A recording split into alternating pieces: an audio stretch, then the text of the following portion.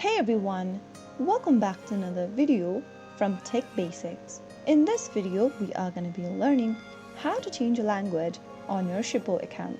To change your language on Shippo is a straightforward and an easy process. So let's get started. First of all, open a web browser and then type in goshippo.com in the URL box. Also make sure you sign into your GoShippo account like you normally do. Once you're signed into your account, go to the upper right corner and click on the Settings button. Scroll down from the left-hand menu and click on Profile. Click the drop-down right next to Language on the profile page and look for the options for language change. Currently, it is only showing me two options, that is French and English.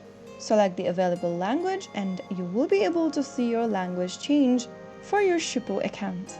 If the language change doesn't apply immediately, you can also try refreshing your page.